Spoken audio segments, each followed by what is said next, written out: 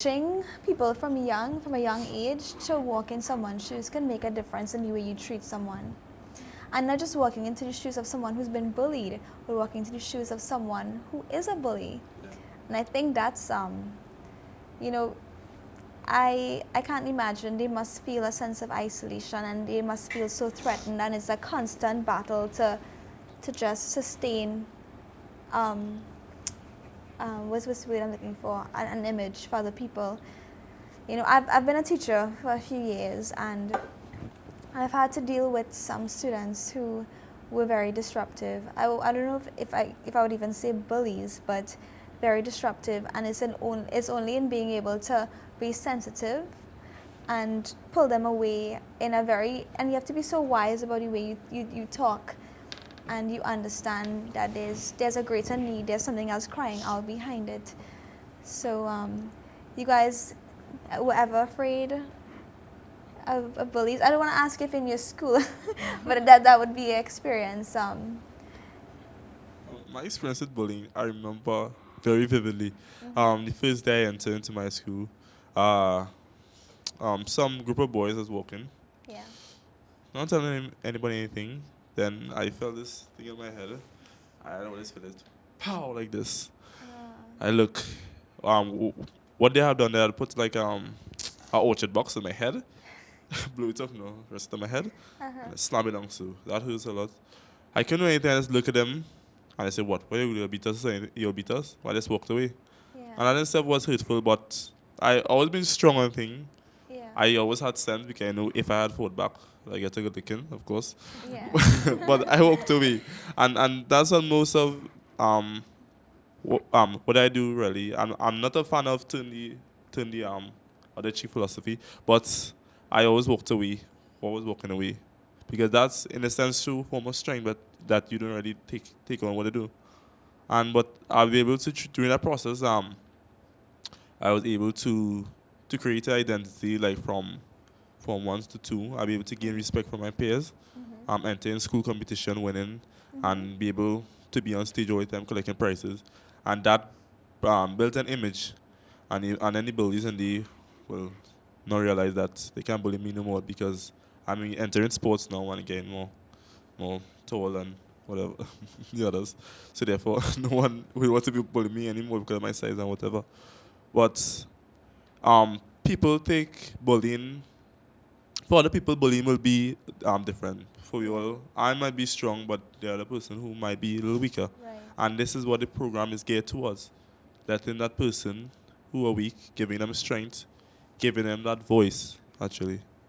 Yeah. And it's an issue actually that we found in the research that I was doing with this, I've realized that society on the whole has developed a very low tolerance policy on those who are bullies. Yeah. Sorry, not only bullies, those who are bullied. As Yeah. in, they have this, okay, you're being bullied, so stand up like a man, fight back like a man, and it's Yeah. not the right attitude at all.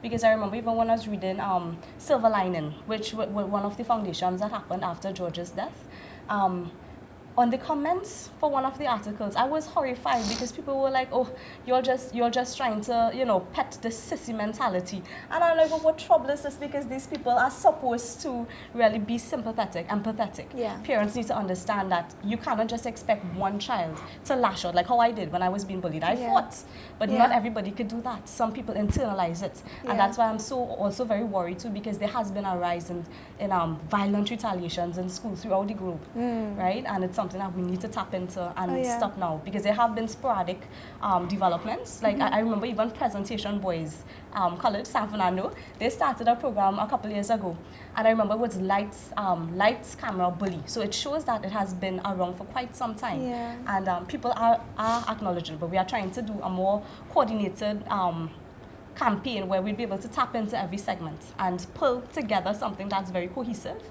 in every aspect. So I really just want to put out to people out there that bullying is something that should not be taboo. It should not just be looked at as a sign of weakness, right? But it is a cry for something much deeper. I agree. I know, Sahila, you told me don't ask you any direct questions, but you mentioned earlier that you've experienced bullying and to present somewhat. Yeah. How do you feel, and it's important that people looking can hear this, how do you feel when you're bullied? Well, when they bully me, they would take my belongings and Yeah. trash it, my lunch, and so I would have no food to eat for the whole day. And they would say, they would say hurtful things to me, which is also verbal bullying. And so it would, it would lower my self-esteem, and I felt that I had no belonging in this world, that I had no identity, and so it just used to bring me down instead of going further, and it was a very hurtful thing at the time. Yeah. Hmm. And adults also need to understand that children behave and react so differently to these things. We also have to be careful that we do not bully ourselves at Yeah. homes, because it's not just in schools, it happens in society, right? So it's just something that needs to really be addressed, and people need to be aware of it and resolve in their spirits to do something about it. Janine, you mentioned something that was really important. Even the culture that we might have in Trinidad, where we would say, "My children will not take that." Don't let them treat you so, hit back or fight back and that kind of thing. So it's also important, parents not teaching their kids to respond aggressively either, because we can even create a chain with other students. Joanna, you have any experience you want to share with us concerning bullying? Well, I have been bullied. Well, in primary school, it's always had a group of children linemen together and not linemen, and we had a ringleader, and whatever that person did, we had to either do it for them or do it with them. And it was really hurtful because even though you told them that you didn't want to do it, they used to force you to do it and make you do it. And if we chose not to, they used to make you cry and stuff. But it really hurt my feelings, and it really lowered my expectations, because I had great things for me, I still do.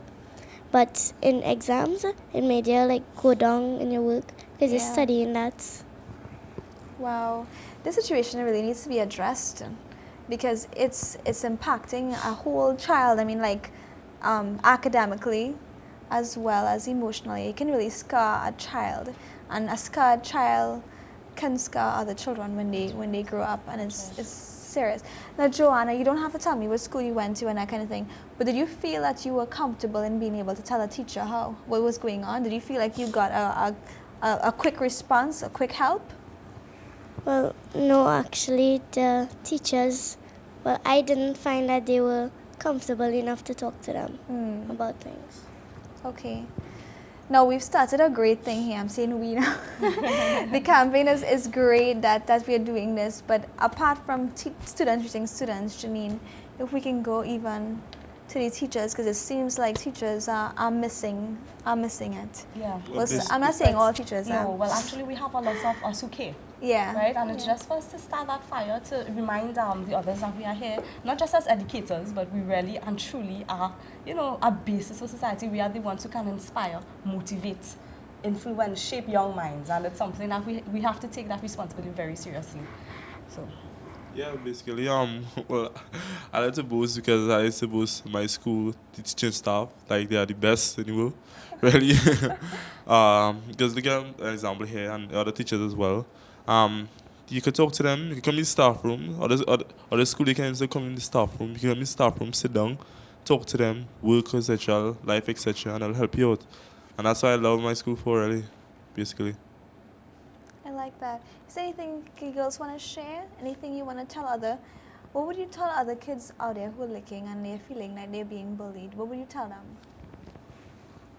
I would tell them to be strong and know that they are not alone. There are people out there who have experienced the same thing that you have, and we are there for them if they need us. Anything, Tahila, you want to tell other people? Well, in some instances when people are being bullied, some are afraid to speak out, and some are, just basically, so they would speak out. But the ones who are afraid to speak out, I was afraid to speak out, and so my friends were like, "Go tell a teacher," and I was so afraid because, I was afraid they would be calling me names like Tata Taylor and etc. Yeah. So, the ones out there, I just want to tell all y'all that there are some trusted adults out there who care for you all, and that you just need to be strong inside and out to stand against these bullies. just understand their situations, because they might be going through something. That's why they are taking it out on you. So yeah. I agree. Emmanuel, anything you want to add? Well, just to say that we are here. We are here to help. We are here to let our voice heard, and we are here to act as a community to others who are being abused by bullies. We are here to help you. That's what I just want everyone to know. And I just want to add to that, and as you guys are launching the whole concept of reform, which is introducing the peer helping program, I'm really hoping that other schools would catch on to this Yeah, that's the campaign. hope, because we have actually spoken to some schools already, whoops, and they have liked the idea, so I They think like it the might idea. catch on. Some schools already have it, but for those who haven't, we intend to go and establish that program also there. I know even in my experiences being a peer helper back in high school, that students did come to talk to us about certain Yeah. things once we could be identified, and we were trained in being very confidential. Because some students just won't talk to a teacher, but they have someone they know who is there to talk to.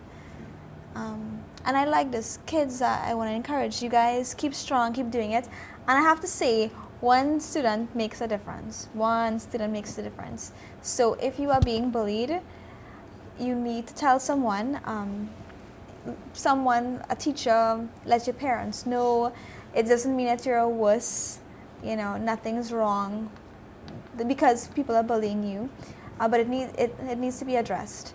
And you're not the only one. Always remember that there are a lot of people out there who are also experiencing the same thing. Never think you're worthless. And never ever think you're worthless. Well said, Janine. Ever, ever. If you are being bullied, you can write to us, write to me, communitycornertt@gmail.com. Let me know if there's anything I can do to help or just to listen. Thank you, kids, for coming all the way from Point Fortin to tell us about your campaign, which is going to be great.